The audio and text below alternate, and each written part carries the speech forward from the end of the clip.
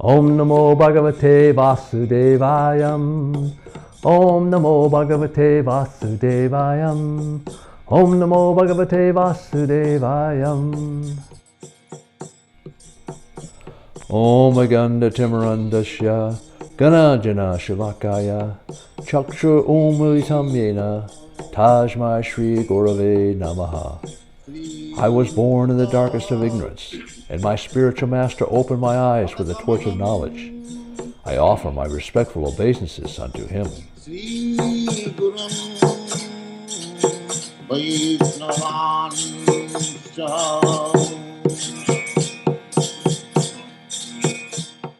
Hare Krishna. The following video series is a summary of the Srimad Bhagavatam. Srimad Bhagavatam was translated into English by His Divine Grace A.C. Bhaktivedanta Swami Prabhupada. Also included are His in-depth commentaries known as purports. These purports unpack the often complex and symbolic language of the text, making it understandable to a wider audience. The Srimad Bhagavatam, also known as the Bhagavata Purana, is considered the most important of sacred scriptures. Composed around 5,000 years ago, it is considered the ripened fruit of the tree of Vedic literature and the original commentary on the Vedanta-sutra. The author of Srimad Bhagavatam is Çréla Vyäsadeva. He is also the compiler of the Vedas, classified as a Purana, a vast genre of ancient stories and knowledge encompassing history, philosophy, and spiritual teachings. Srimad Bhagavatam includes stories of avatars, creation narratives, lives of saints and sages, philosophy discourses, and practical guidance for spiritual life.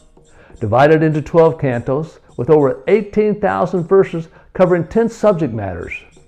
1. The elemental creation. 2. The secondary creation. 3.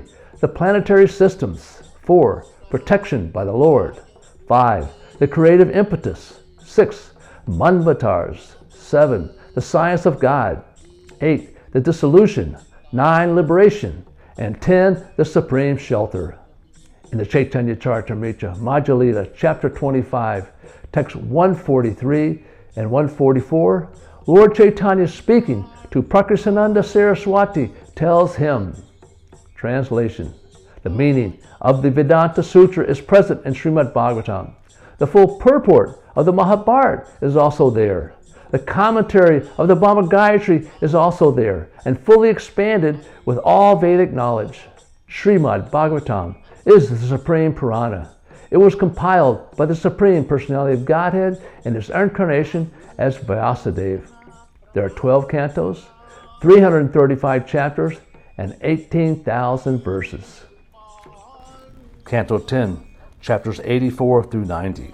Chapter 84, the sages' teachings at Kuruksetra. This chapter describes the arrival of great sages at Kuruksetra to observe the auspicious occasion of a solar eclipse, the sages' glorification of Lord Krsna, and Vasudeva's enthusiastic performance of sacrifices. At Kuruksetra during the solar eclipse, the royal families, including the Pandavas and Krishna's queens, gather and are joined by the great sages headed by Narada and Vasudeva. All present respectfully honor the sages, and Lord Krishna glorifies their rare and purifying association, teaching that even pilgrimage places are purifying only gradually, while saintly devotees purify simply by their presence. The sages, in turn, glorify Krishna as the Supreme Personality of Godhead, acting in human-like pastimes. Vasudeva then inquires about liberation from material bondage, and, on their advice, performs great Vedic sacrifices with them as priests, distributing abundant gifts and honoring all participants. After rituals, Vasudeva and the Yadavas exchange heartfelt farewells with the sages, kings, and relatives. Nanda Maharaj remains at Kuruksetra for some time due to deep affection for Krishna and the Yadavas before finally departing. The Yadavas then return to Dwarka and recount the events of the great gathering. A verse from chapter 84 is text 13. Yasyatma buddhi kanape iti dvatuke svadi kala tradishu brahmama jivati yatirta buddhi saline nakarichi Gyanesvabhijidesu sa eva gokara. Translation: one who identifies himself as the inert body composed of mucus, bile, and air, who assumes his wife and family are permanently his own, who thinks an earthen image or land of his birth is worshipful, who sees the place of pilgrimage as merely the water there, but who never identifies himself with, feels kinship with, worships, or even visits those who are wise in spiritual truth. Such a person is no better than a cow or an ass. Chapter 85. Lord Krishna instructs Vasudeva and retrieves Devaki's sons. This chapter relates how Lord Krishna imparted divine knowledge to his father, and along with Lord Balaram retrieved his mother's dead sons. Vasudeva, after hearing the sages glorify Lord Krishna, realizes Krishna and Balaram are the Supreme Personality of Godhead and offers heartfelt prayers, seeking freedom from the illusion of thinking of them as his son. Krishna then instructs him in divine knowledge, restoring his peaceful understanding. Mother Devaki later expresses her desire to see her sons who were killed by Kamsa. In response, Krishna and Balaram travel to the subterranean realm of Sutala and meet Bali Maharaj, who respectfully receives them. The Lord requests the return of Devaki's son, and Bali gradually complies. Krishna and Balaram restore the boys to Devaki. Overjoyed, she embraces them and feeds them her milk, and by the Lord's grace they regain their original divine forms as demigods and return to heaven. A verse from chapter 85 is text 16.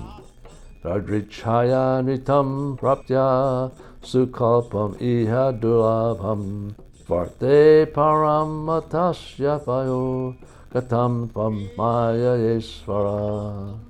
Translation: by good fortune, a soul may attain a healthy human life, an opportunity rarely achieved.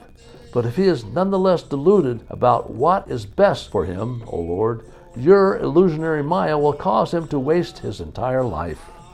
Chapter 86. Arjuna kidnaps Subhadra, and Krishna blesses his devotees. When King Kuruksetra inquires about the marriage of Subhadra, Sukadeva Goswami narrates how Arjuna, hearing that Balaram intended to give her to Duryodhana, disguised himself as a renunciant and entered Dwarka. During a chariot festival, Subhadra and Arjuna became mutually attracted, and he abducts her. Though Balaram is initially angered, he is pacified by Krishna and the family, and the marriage is joyfully accepted with blessings and gifts. The narration then shifts to Mathila, where Krishna visits two devotees, the poor but deeply faithful Brahmin, Sutradev, and the equally detached king, Bahulasvara. To honor both simultaneously, Krishna expanded himself and visits their homes at the same time. Both devotees worship him with great devotion, bathe his feet, and receive spiritual instructions on devotional service. Pleased with their single-minded faith, Krishna glorifies devotion over social status and then returns to Dwarka, leaving both devotees fully absorbed in loving service to him. A verse from chapter 86 is text 7.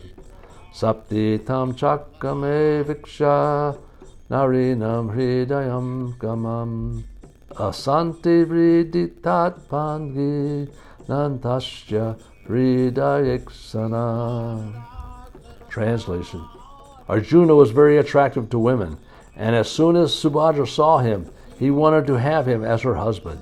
Smiling bashfully, with sidelong glances, she fixed her heart and eyes upon him. Chapter 87. The Prayers of the Personified Vedas. King Kuruksetra asked how the Vedas, which describe the material world, can directly refer to the transcendental absolute truth. In response, Sukadeva Goswami recounts a sacred dialogue tracing back to Narada Muni and Nara Narayan Rishi at Bhadarikshama. Narada asks the same question there, and Nara Narayan Rishi describes an even earlier revelation on Jnanaloka, where great sages chose Sanandana Kumar to explain the topic. Sanandana explains that the personified Vedas, originally from Lord Narayan himself, glorify him through profound prayers spoken before creation. Hearing these divine hymns, the sages of Jnanaloka become fully satisfied. Understanding that the Vedas ultimately point to the Supreme Lord beyond material nature, Narada Muni, deeply pleased, offers obeisances and later passes this transcendental teaching to his disciple, Vyasadeva. A verse from chapter 87 is text 1. Priprakshit uvacha brahman brahmanya nirdishe nirgune guna vritaya katam charanti suttaya saksad sad asata pare. Translation. Sri Pariksit said, O Brahman, how can the Vedas directly describe the supreme absolute truth, who cannot be described in words? The Vedas are limited to describing the qualities of material nature, but the Supreme Lord is devoid of these qualities, being transcendental to all material manifestations and their causes. Chapter 88. Lord Shiva saved from Vrkasura. King Pariksit asked why devotees of Lord Vishnu often appear poor, while devotees of Lord Shiva may enjoy material opulence. Sukadeva Goswami explains that Lord Shiva is connected with material nature and can award material benefits, whereas Lord Vishnu is completely transcendental and awards liberation. Therefore, his devotees are gradually freed from the material attachment, even if it appears as poverty. Krishna further explains that he may sometimes remove a devotee's wealth to detach them from family entanglement and turn their mind toward pure devotion, ultimately granting liberation in Vaikuntha. To illustrate, Sukadeva narrates the story of the demon Vrkasura, who received from Shiva the boon to kill anyone by touching his head.